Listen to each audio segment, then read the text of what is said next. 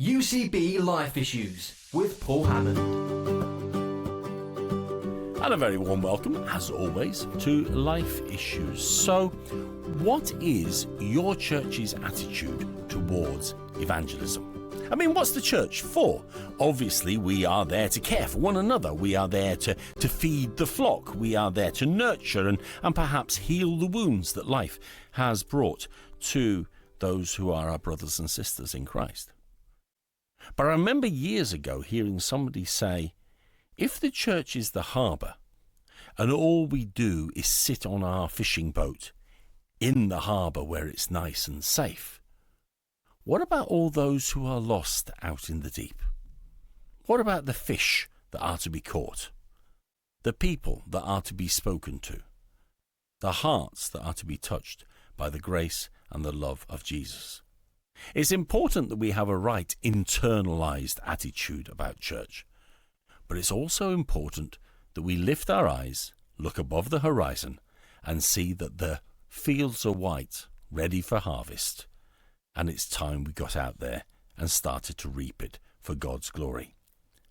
One person who I suspect will be internally, because he's too much a professional to do it out loud when he's sitting in the studio, internally saying amen to that, is the Reverend Mark Greenwood. He is the national evangelist and the head of evangelism for the Elim Pentecostal churches. He's got a new book out. It's called Big Yes, Little Yes, Healthy Maybe, a new framework for evangelism. And he's with us today to talk, I think, Mark, about the way the church thinks about evangelism. Yes. Because it is very often, it's theoretically there in the church's consciousness, but we don't often do much about it, do we? No, and I think that's for all kinds of reasons. Some of them I think are understandable as well, to be honest with you. I think there's fears that people have. And I think in today's climate, the word Christian is even more loaded than it ever has been, I think, isn't it? With so many people have their, Christian replace the word Christian for fundamental, for example. So I think a lot of that does cause people to feel inhibited when it comes to sharing their faith. Amongst many other reasons. Yeah, and of course part of what you do is to go around training and encouraging people to think about it, and we've talked before about doing it on a personal level, having a personal conviction, and it does strike me as strange the fact that we can often have a personal conviction about evangelism, but no real outlet for it. And so this new book is part of it is to encourage churches to, I want to avoid saying get their act together, but it is fundamentally what I mean. Said. Well, no, it is really. I mean, we're saying it in a slightly softer way, but it is essentially about saying, come on, let's get our act together. Let's not be scared. Let's not be worried. Let's allow ourselves to be natural with it rather than kind of fake or forced in any way. So no, it is about, come on, let's get our act together. We've got a world to reach, and the privilege we have of reaching this world is just immense. It's something that I think God this year has been really reminding me of, that actually it shouldn't be a pressure to talk about him. We should see it as a privilege to talk about, and that's something that's been growing in me, really, I think, more and more this year. And because it's what the Bible says at the end of the day, whether it's the New Testament and, the Great Commission, given, go into all the world and preach the gospel, make disciples, etc., or whether it's the Old Testament, Ezekiel, eat the scroll and then speak to the people, absolutely, take the word in and then give it out again. It's there for us. So what is the thought then behind this title of yours? Big Yes, Little Yes, Healthy Maybe. Yeah, so basically the sort of the subtitle, a new framework for evangelism, is potentially slightly misleading, and what I mean by that is, it's a new framework. It's new words with hopefully some fresh breath that I believe has been God inspired, but it's actually a new way of capturing something that's actually quite ancient. It's only in the latter sort of 200-300 years that we've really had this notion of preach the gospel and people will respond. Yes. Whereas actually, the altar call. Yeah, I see that hand. Absolutely. And I think what has been unhelpful about that is that it's made us focus on that moment and ignore all the other moments, the many moments that people go through and many decisions that they make on that journey towards conversion. And certainly if you go back to the early church, actually where the early church was is no different to where we are now. As the early church spread throughout the Roman Empire so fast, there was a lot of misunderstanding about this new Christian faith thing. A lot of misconceptions about it, perceptions that people had, a lot of negative things that were being said about it. And so what happened in the early church is they created this thing, we know it as catechesis. It's basically faith formation. And what they were doing is they were inviting people on a 3-year journey, saying, hey, before you make a judgment about this Christianity, at least come and have a look and investigate it. And essentially that's what Big Yes, Little Yes, Healthy Maybe is really all about. And it has been, I think, perhaps a particular problem this for the evangelical wing of the church, hasn't it? Because there are other traditions that will look at the journey of faith and talk in terms of the journey of faith. But perhaps in the evangelical or the charismatic, the Pentecostal tradition and perspective, it did become very much about the decision to I have decided to follow Jesus now, no turning back. I mean, let's be honest, there's a line of a hymn that doesn't bear through with a lot of people, isn't it? But it is to see that perhaps there is more to celebrate in people's lives. No, absolutely. And I think we don't want, and in fact what I present in the book, what I'm calling for is not minimising those big decisions. In fact, I'm calling for increase of those. But what I'm also calling for is a greater understanding, a greater increase of facilitating those steps. So what do you mean by a healthy maybe? Yeah. So basically, the book Big Yes, Little Yes, Healthy Maybe represents kind of 3 key phases that most people will go through in some way. So a healthy maybe, which I actually think probably greater connection with where we are culturally. I'm posturing that we need to do a lot more of our evangelism and faith sharing stuff in this healthy maybe arena, which is essentially about creating ways, whether it's through an event or even through how we live or through community engagement, the way the church acts in its community, that by the way we live and by the way we share, people look at us and end up almost having to say, well, maybe there's something in this. But rather than it becoming some kind of passive maybe, I want to help churches activate the maybe, thus the word healthy maybe. So it can be changing perceptions, it can be people being exposed to the outreach of a church, the caring actions, all that kind of stuff. It can be things that make people become open-minded about the Christian faith. So anything that causes this, maybe there's something in this. So I suppose it's that moment where somebody goes into a food bank and they take their parcel, and as they're walking out, they're going, so why are you doing this? Why are you so nice to us? Why did that lady make so much toast and tea and for us? And it's because we are Christians, and it is that, or because we are followers of Jesus, as many people are saying now. It is that moment where people go, oh, that's not what I thought Christianity was like. Yeah, absolutely. Yeah. It's signposting, isn't it? And what I try to do with the book is we do a lot of community engagement, and one extreme is that we do it just so we can preach at people. Yes. Rather than because we genuinely care. Yes, we'll now have an epilogue before we exactly. leave. Yes. But the other extreme, and I've certainly seen this to be the case, that actually for the average person who's not a Christian that comes in and benefits, not just through Food Bank, through any community engagement projects that are out there, they're not even aware that it's the church doing it. They just think, oh, it's the building being used by the food bank or this or that or the other. So there's the balance between all of that. So we've got to be able to signpost. definitely. So that's a healthy baby. It's where somebody goes from a misunderstanding to a, well, maybe. Yeah. And then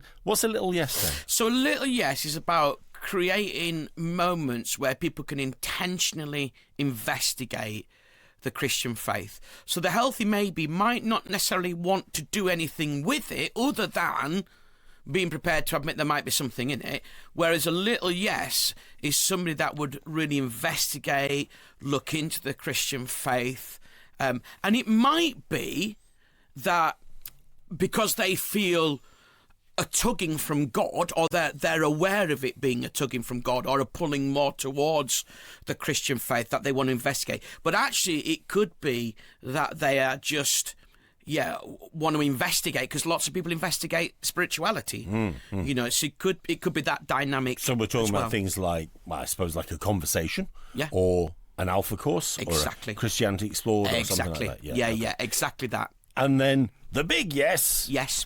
That's when they go, I have decided to follow Jesus. No turning back. Exactly. And the thing is, when that happens, we blow the trumpets and we go, woohoo, yeah, brilliant, everybody, wonderful, and let's all celebrate. Yeah. But you suggest that perhaps we should be doing more to celebrate the others as well. No, definitely, because so often we can be so preoccupied by the big movement that we don't spot the small movement. I remember one example of, I was speaking, I was doing a comedy event, a church we call Comedy and Christianity, where we literally make people laugh, and it's this light touch, it's perception changing, it's healthy maybe. And a lady came to see me at the beginning. She was about 80 years old, and she'd been praying all her life that her husband would come to church. And he'd never wanted to come to church, but he thought, I like comedy, I like a laugh, so I'll come to this. She came to see me really excited, saying, I'm really believing that this is the night he'll become a Christian. And I said to her, he won't become a Christian tonight. She said, well, that's a bit of lack of faith, isn't it? I said, well, no, it's not really what the event's geared up for. There's not really a gospel presentation per se. And I felt really horrible when I was saying it, but I wanted to be careful that I managed her expectations, because actually the win, as Andy Stanley talks about in his book Deep and Wide, the win for this event is that he comes and he goes with thinking, that was great. Anyway, true to form, he didn't become a Christian. She was really upset. And I said to her, well, did he say anything to you? She said, yeah, he loved it. I said, did he say anything else? She said, yeah, he's coming to church with me on Sunday. And I'm saying, that's brilliant news. But because she'd got so fixated that the big yes, she didn't even recognise that small movement. But then what about... I became a Christian in 1970... Come on, tell us. Yeah, all right, 1972. Do you know I was 2 then? Thanks for that. I'm not telling you how old I was then, but I was a young person. Yes, and I became a Christian. And I remember distinctly the sermon that night was, make the decision tonight because... Great, that fire of Chicago, and people sent home from church, and they died in the fire. You don't know what happened this week. There is truth to that. And how does that fit within this context? Because, sometimes we want to push people towards the big yes, because we are genuinely worried for their eternal future. Yeah. No, absolutely. And I totally get that. My challenge to that is... and of course, in your case, it's clearly worked. But my challenge to that is, are we trying to do the Holy Spirit's work for him by dangling people over the precipice of hell and causing a fear factor to their decision? Now, I think God's a bit bigger than me, and so I know he uses all of those moments. But I don't necessarily think that just because God uses that, that's good reason for using that method. And there is also a sense in which culturally, when that happened, there was a lot more awareness and knowledge about Christianity. Yes. So actually, when you mention this, it goes into a backdrop, it goes into some information, whereas we can say that now, and a lot of people don't even believe that hell exists, for example. Yes, that's very true. So we're dangling a carrot, which they don't even see as a carrot. And I do agree with you, because you're absolutely right. Fear was a big factor in me becoming a Christian. But it took me a good decade before my faith became, well, I think for that first decade, an awful lot of my experience and understanding, because it was based on that decision of fear, it wasn't as strong as if it had been based on a decision of love. That's brilliant. You see, what's really interesting about that, Paul, is in the book, I talk about the fact that we have what I call thinking conversions and encounter conversions.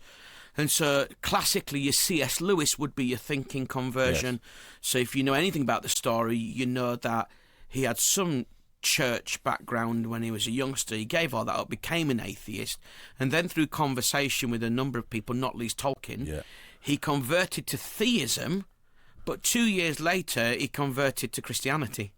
So he'd gone almost from like a big no, if you want, about God, but he became a big yes about God, but he wasn't a big yes about Christianity. Arguably a healthy maybe, arguably a little yes. And so this is one of the things that I'm posturing, is that actually people can often make these big decisions, but we assume that they're saying yes to everything. And so what I present, and in the book we've got a number of testimonies that are called, it's a feature called Journey, between each chapter, and we've got a bunch of people that would be those encounter conversions, and we've got a bunch of people that would be those thinking conversions. But you know what? The same thing applies to both the thinking and the encounter. And this is it, that all of them have a significant amount of time where they go on a journey of discovery / understanding. So for you, you made your encounter decision. Yes, that's right. Yes. But you got this, was it 10 years, I think you said, wasn't it? Where 10 years going on 40. But yeah. And actually you're right there, because it never really stops in that sense. Yes. But in terms of understanding, say, some of those key fundamentals, for want of a better phrase, in today's culture, of the Christian faith, actually, a lot of these encounter testimonies that I've got in the book were responding to an aspect of God or the gospel, or in some cases having an experience of Jesus, but not understanding about sin or repentance. And I suppose in some ways that's where we lose something of the image of the early church, the disciples, because the disciples, they spent literally that time journeying with Jesus. Absolutely. And that's what opened their eyes, and not just on the road to Emmaus, but it was that whole sort of experience. All those years, they grew in understanding. Oh, absolutely. And I think sometimes we forget that, as you say, the Holy Spirit will take people steps at a time. No, definitely. And I think, you know, we use Saul, don't we, as the great example of the overnight sensation / conversion. And I'm sure you've heard it, Paul, when you've been at a baptismal service, particularly for somebody who wasn't brought up in a Christian home, who's, you know, like for me, I wasn't brought up in a Christian home. I became a Christian. My mum and dad became a Christian, having not had that experience of Christianity. And you listen to people from those kinds of backgrounds, and often when they're sharing their testimony in a baptismal service, I've heard so many of them say, well, it wasn't a Damascus Road experience for me. For me, it was much more gradual. And actually what I propose is that the Damascus Road experience we think Saul had is not actually the Damascus Road experience that he had. And one of the key, there's lots of crucial verses in the book, but one of the key things that really helped me was when Paul's giving his testimony in front of King Agrippa. And King Agrippa says, do you think in such a short time you can persuade me to become a Christian? It's Acts 26, I think. I should know this one by now, don't I? It is Acts 26. And Paul says, short time or long, I pray that you and all those here listening become as I am, except for these chains. So what Paul's saying, whether it's a short time it takes to become a Christian or a long time, I'm committed to it. Yeah. And I believe that Paul had a greater understanding of the journey than actually we give him credit for, because he already believed in God, didn't he? He was schooled under Gamaliel. His parents were believers in God. So he was already a believer in God. What he needed was a revelation of Jesus. And even in that narrative of that conversation, which we find in Acts 9, Acts 22 and Acts 26, you've got Jesus saying, it's impossible for you to kick against the goads.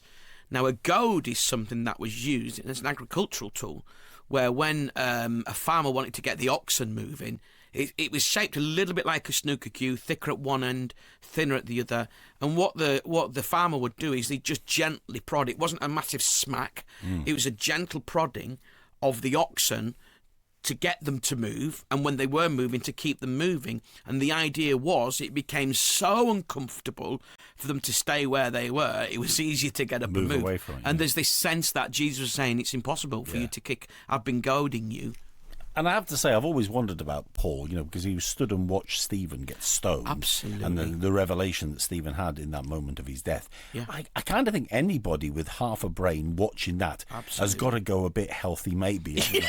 Do you know what I mean? I think you're right. Yeah, absolutely. You're listening to UCB Life Issues. I'm Paul Hammond. Mark Greenwood is my guest this week, National Evangelist for the Elim Pentecostal Churches and also Head of Evangelism for Elim Pentecostal Churches. And you can find out about him, RevMarkGreenwood.com is his website, which is where you can find all the details of the book as well. Published by Verite. Yes. And it's called Big Yes, Little Yes, Healthy Maybe. So if we're going to encourage churches to think about evangelism, if a church is going to get the bug and be passionate about this, what do we need to invest in terms of the structure of our church to start to nurture outreach, evangelism, bringing the testimony of salvation into the church?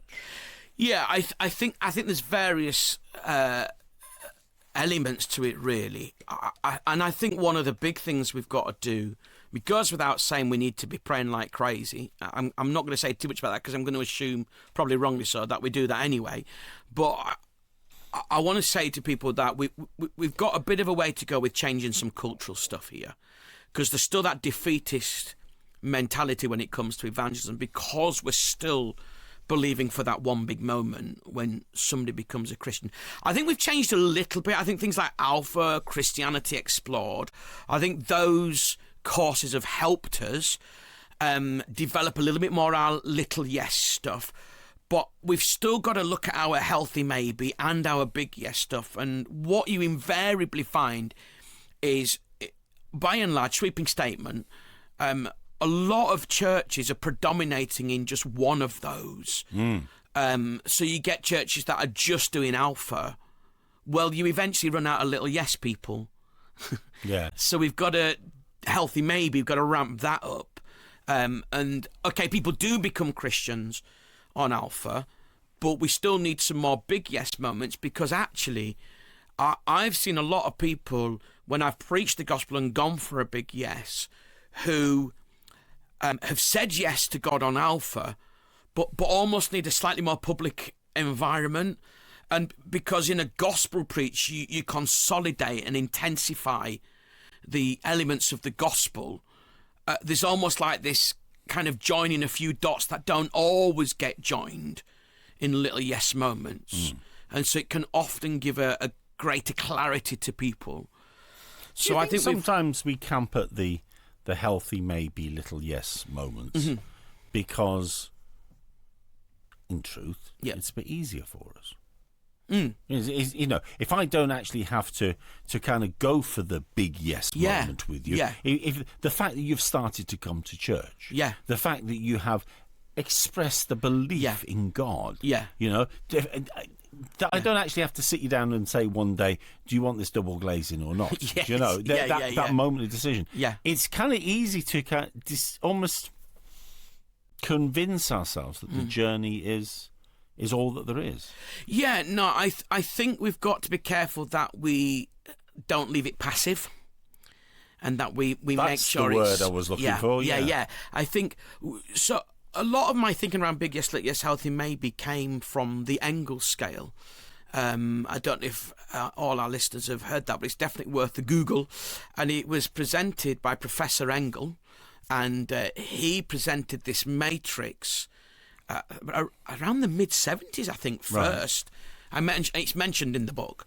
And he was trying to show this, it's -2 8 +8, jobby with kind of conversion in the middle. Right. And what he was trying to present is that people are on their way towards Christ. And it rightly got quite a lot of a footprint within the church, lots of people talked about it. And when I first came across it, it was in the context of somebody saying, well, this is how people come to faith. And everybody was agreeing. And I'm going, well, if that's how people come to faith, why are we leaving it passive? Why aren't we activating? So I've got this thing is we can't create souls, but we can create journey. We can't create conversions, but we can create conversations. And so within all of our acknowledging of this journey, I think we have got to interact it with you. May I give you an example? Please. So I'm on my way back from London about a year ago or so. And without going into too much detail for the sake of time, I got in conversation with this lady who was a marketeer. And she did a lot of branding and marketing for businesses in London.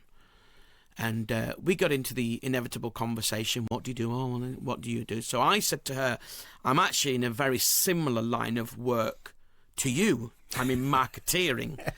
And she said, oh, really? I said, yeah, I've created a framework for helping people within the context of making decisions.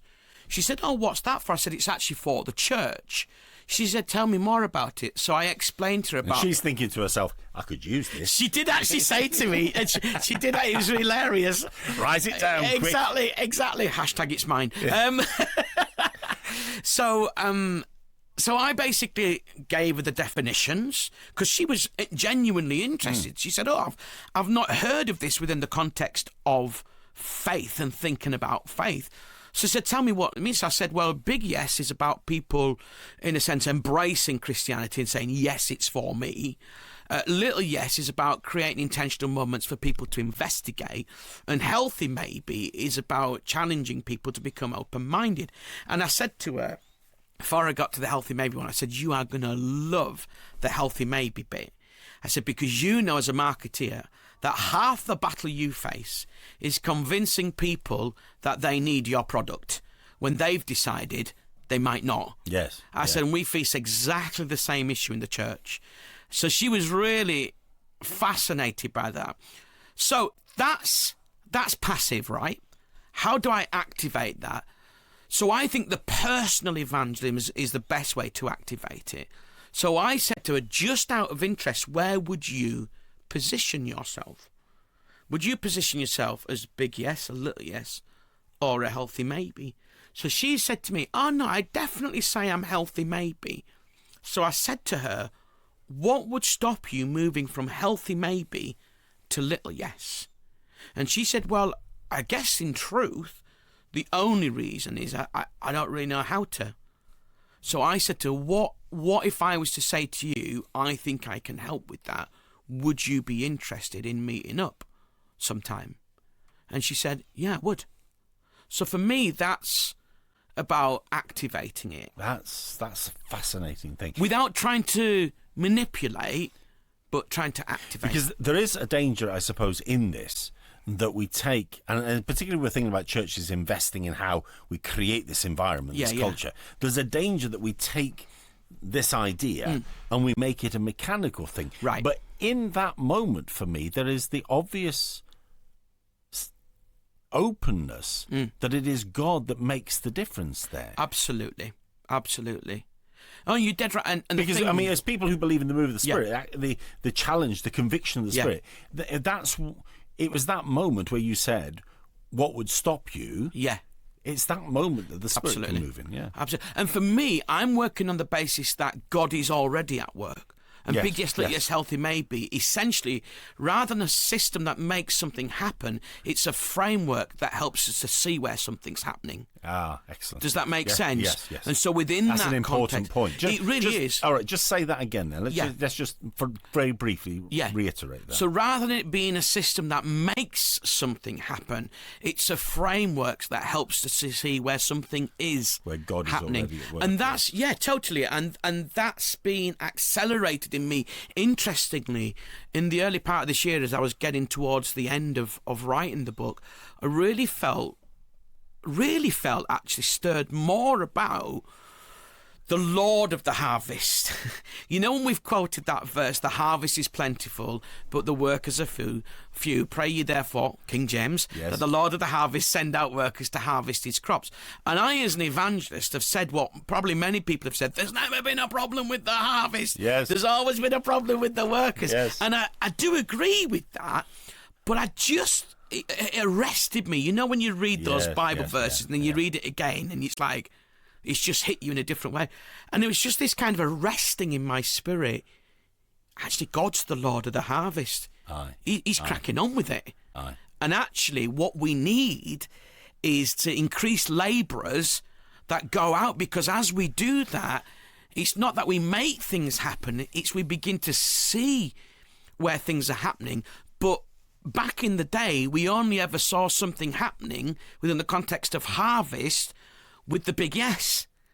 But actually, you don't know harvest is happening just because you go out and collect in. You see the growth in the field. You see the cyclical nature of a harvest. So when those first shoots come through, I'm slightly showing my ignorance on agricultural stuff here, but you get the general idea. I've seen grass grow. I'm with you. And that joy of seeing that first crocus, isn't it? When it's been a dead hard winter, there's often more joy in seeing that first shoots of life. Yes, yes. And it's about helping us to see those first shoots of life, to see where things are happening. So how do we fuse that awareness into the activity of the church? I suppose one of the first things we have to do is we have to train people to be able to engage with that process, with that framework, to see where the work is being done. No, definitely. There's a mindset shift that's needed, and I think my experience has been, Paul, as well, that I've not had anybody be negative, because I use Big Yes, Little Yes, Healthy Maybe at the end of my evangelistic talks. I've only ever had people be really positive about this. So I think, because I suppose you're respecting people when you use that, aren't absolutely. you? You're not preaching at them. No. You're inviting them on a journey. Absolutely. Yes. And in fact, honestly, I have people who aren't Christians coming up to me regularly saying, I'm definitely a healthy maybe. I had one guy who I went to the church that he was coming along to various events, because we'd embedded this culture in this church where we're doing 3 different levels of events. And it's not that it's a linear thing. It's not like somebody will come to the healthy maybe and then come to the little yes. Though that does happen, it's cyclical. Yes. So I want to encourage this to be embedded in the culture and cyclical, creating what I call a multi-access approach, that at any point there's something happening where a person can engage, where a Christian can use these events not to substitute their personal evangelism, but to supplement their personal evangelism. So from people who aren't Christians, self-analysing where they're at. This one guy, as I mentioned, over 3 years, he kept coming up to me and saying, I'm definitely a little yes. And then I was preaching at the church back in the summer of last year, and he came up to me and said, I just want to let you know I became a big yes. I love it. A couple of weeks previously, it'd been like a 3-year period of time. But even then, within that, what we've got to understand is just because somebody becomes a big yes, doesn't stop there. It doesn't stop there, because and this is why I talk a lot about personal pathway as opposed to collective courses in our discipleship. I don't have a problem with collective courses, but if we don't understand the personal pathway, so when somebody becomes a Christian in our mind, they might not be understanding much about repentance, so we've got to do some stuff on that. They might have embraced God and become a Christian, received his forgiveness, but they haven't really correlated the fact that they need to be turning their life around. So we've got some personal pathway stuff on that to deal with. Can I just take you back a second, though? Because I'm interested just to hear. You talk about the sort of opportunities, events, whatever it might be. So give us an example of what you would consider to be a healthy maybe event, a little yes event, a big yes event. Okay, so classically, Comedy and Christianity evening. It's a light touch. Details of which can be found at revmarkgreenwood.com. Well done. The likes of some of the contemporary artists that you play on UCB radio, people like Philippa Hanna, people like Lara Martin, Daughters of Davis. Yeah. They do great evenings that are a singer with a light touch story. So where people come, they're blown away by the, people like Daughters of Davis, Lara and Philippa have got a great vibe and beautiful voices and beautiful songs. Incredible talent, the whole thing. Hate them, don't you? Yeah, absolutely. But there's a reason to present radio, not sing. Yeah. Absolutely. So it would be very much like putting those things on, but it could actually even be something without any explicit gospel content. So there would be nothing wrong with doing a family barbecue. Yeah. But you just have some signposts. Supper. Yeah. I know it's on. We're northern, lads. I'll learn you. Mushy peas. Yeah. Do you have mint sauce on your mushy peas? On occasion. Perfect. So it can be those types of events, but then a little yes would be, we've hinted at it already, I do a thing called Reason to Believe, which is apologetics. You got Alpha, Christianity Explored, Life Explored, which is out of the Christianity Explored stable. You've got Jesus the Game Changer by Carl Fass, which is Olive Tree Media. Yes, yeah. You've got the likes of Just 10. Yes. By J. John, and then there's other courses similar to that. I think there's one. Is it Table Talk? That's done by the Ugly Duckling Company. These things that just get people chatting and conversing about the Christian faith. But it doesn't have to be a course. You could have a series of Sunday evenings around coffee where it would be people coming and telling a bit of their story. But it wouldn't be done in this kind of come forward, the coaches will wait, full gospel preach. So that would be your little yes stuff. Yes. And then your big yes stuff, I would suggest, would be just classic guest services. So, but things like dedications, such a good opportunity. I've seen people have their babies dedicated, bring their non-Christian family along, and the minister continue with this series in Leviticus. And I just think these are such wasted opportunities. I'm only laughing because I've got a dedication on Sunday. I'm not preaching Leviticus. Yeah, I was, but I'm not any longer. So, baptismal services, I mean, what brilliant big yes opportunities when you've got half a dozen people being baptised, sharing their testimony, gospel preach, bish bash bosh. So what do you say then to churches who, because I would go, yeah, absolutely, that healthy maybe events, pie and pea supper every time, no problem.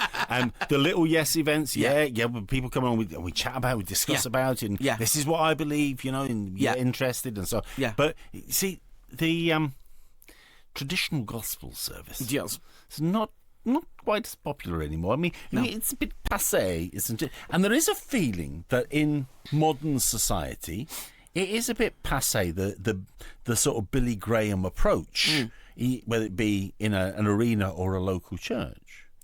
Yeah, no, I get that, but I think we often in the church we throw the baby out with the bathwater, don't we?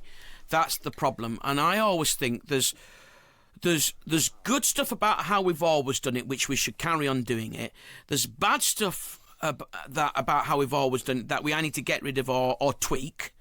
So somebody once said, I can't remember who it was, if your evangelism stops working, don't stop your evangelism, change your methods. Yes. Such a great quote. Yes. And then you get the likes of a mutual friend of ours and UCB, J. John, who's stacking out these huge venues and seeing people come to Christ. But what he would say is, we've just got to recognise the culture's changed a little bit and we need to recognise. So he gives space for people to find out more within the context of his, not so much as just 10 missions anymore, but he's just one, You see, I went to one of his events and I'll be honest, I went along. It was good fun. Yeah. He gives a good talk. He does. He gives a good show. Yeah. And it was thoroughly enjoyable. Yeah. And there was a crowd in. Yeah. And it got to the appeal bit. Yeah. It got to the, there are people who are willing to talk to you right now.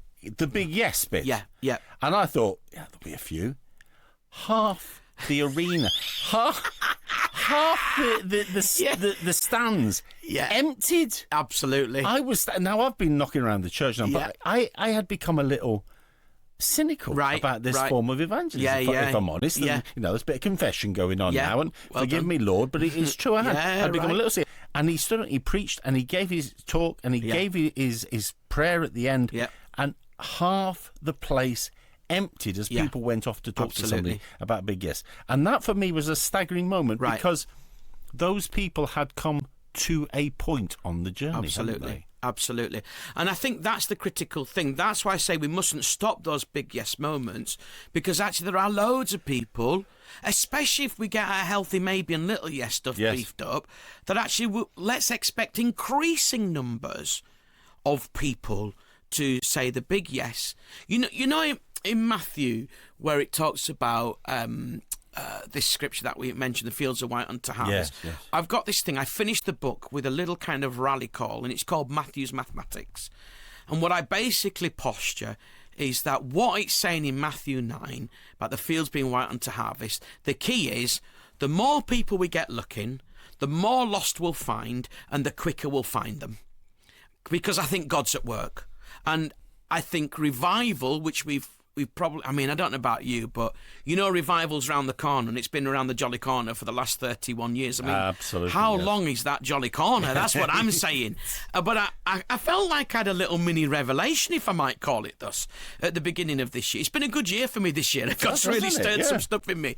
But there was just this sense, I'm not going to call it revival because I don't even know what that is, but this sense of, even taking that, the inference of revival, there's always this sense that it's around the corner, and we're waiting for it to come round to us.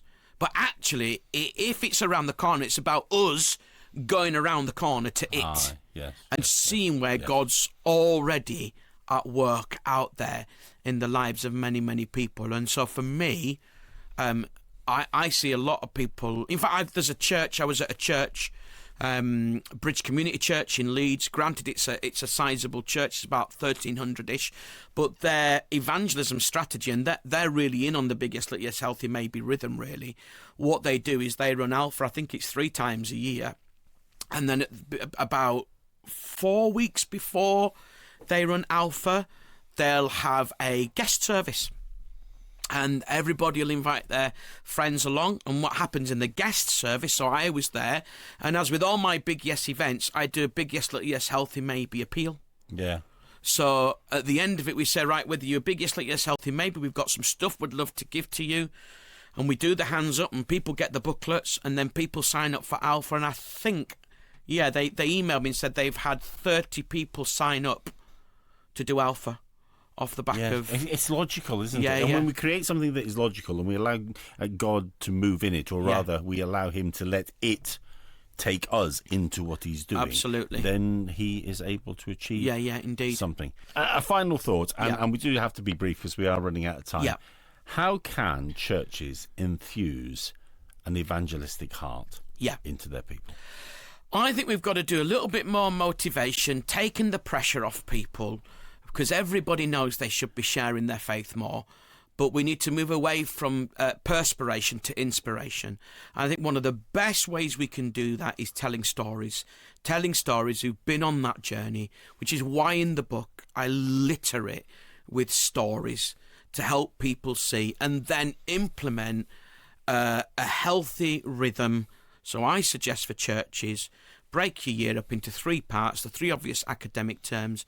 In each term, have a big yes level, a little yes level, healthy maybe level event, and help people to understand that journey, and then they're encouraged when they see the movement. Yes. The book is called Big Yes, Little Yes, Healthy Maybe, a new framework for evangelism. Not a framework to make things happen, but a framework to help us see the work that the Lord of the Harvest is doing. It's published by Verite, but the easiest way to find it is to go to Mark's website, where you can find all his resources and all his thoughts around this subject, and there are many, and they are very, very insightful. RevMarkGreenwood.com, RevMarkGreenwood.com. At the end of the day, somebody took the time to engage with us on the journey of Healthy Maybe, Little Yes, Big Yes.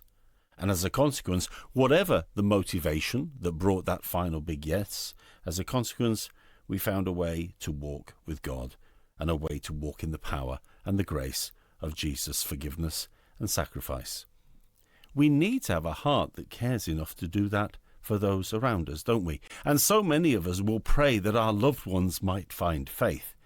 Maybe it's time for us to try and go round the corner a little bit and see if we can help them to find it. Healthy maybe, little yes, big yes. Let's celebrate them all.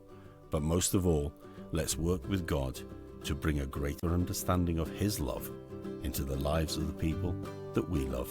Take a look at it for yourself. RevMarkGreenwood.com. Mark, it's always a pleasure. Thank you for joining us. Thank you. You've been listening to UCB Life Issues. I'm Paul Hammond. Why not join me next week for another one? Good night.